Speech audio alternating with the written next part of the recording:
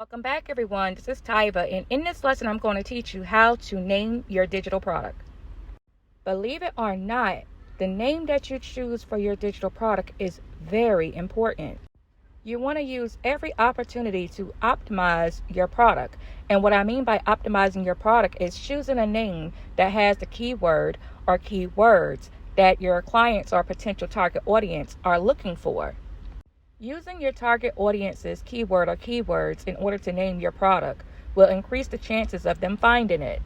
This is a crucial step that a lot of new content creators and digital product creators miss. So in this lesson, I'm going to show you how to properly name your digital product.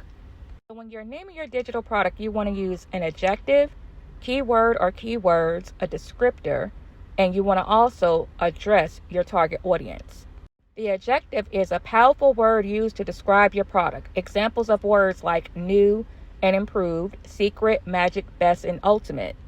The keyword are words easily identify your product's niche. So for example, if you're creating a digital product for making money, for web design, for cooking, for traveling, that is the word that you will use for the keyword. Be sure to use the keyword or keywords that your target audience will type into the search engine. The descriptor is a word that identifies your product type. So is it an ebook, a checklist, course, program, template, membership, toolkit, webinar, or is it a specific type of training? Your descriptor for your digital product amplifies the keywords, and they both work together so that your product appears in the search engine for your target audience. Your target audience is the people that you're trying to find, the people that will be attracted to your product, the group of people that will best benefit from your product. So using the ebook that we did in the previous lesson, this would be a great title for my ebook, My Awesome Gig Work Ebook for Beginners. Here's another example, the Ultimate Tax Training Course for Millennials. If you are still struggling with how to name your ebook or your digital product, I really advise you to go to Google, Pinterest, or other social media platforms to see what names and titles other creators are using within your niche.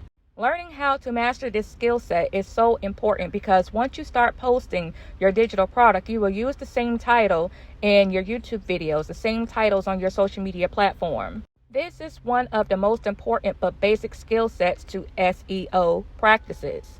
When naming your ebook, these are some things to keep in mind. You want to be able to show your audience what's in it for them. You want to be able to grab their attention. You want to be clear and concise. You want to consider using a subtitle up under your main title to give it a little bit more descriptive so that the customer, the client, can decide whether it's for them. But also brainstorming ebook titles. So that means doing a bit of research. You remember in the last lesson, I showed you an idea list. You can create another page and do an idea list for the different titles that you want to use. It is very important to do the necessary work because the name of your product can ultimately change how successful you are at selling it. I also wanted to include a popular list of different places that you can sell your ebook. Please do your research to find out which platform is best suitable for you. But what I also use is Pinsite. And I use Pinsite to upload my books because I have a huge platform already. So if you're just starting off, consider using one of these different methods. Now, this is a word of solid advice. If you have a creative idea that is unique to your brand, you definitely want to take the necessary steps to protect that work. Piracy occurs when someone wants to take your work, repurpose it, make it their own, and they're making money off your ideas or making money off your actual work. There are pros and cons to having digital work versus hard copy work. And because digital work is very easy to upload and make money with, people can actually take advantage of that. So if your idea is uniquely for your brand, definitely do the work to protect it. There are different things that you can do to make your ebook stand out. In our last lesson, I talked about some of the things that we can do in order to make our digital product stand out. And here's another list of some things. You want to make sure that your customer or client, your target audience, can read it properly. Eye-catching colors, eye-catching call-outs. Also adding different images will attract your target audience and keep them interested in your product. And most importantly, take the time out to proofread.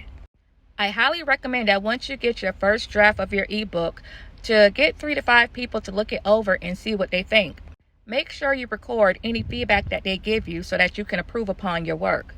The website that I will be introducing to you all, Pinsite, actually gives you the opportunity for your customers and clients to leave reviews of your work. Reviews and social proof are great ways to show people that you're reputable and you know what you're talking about when it comes to that topic.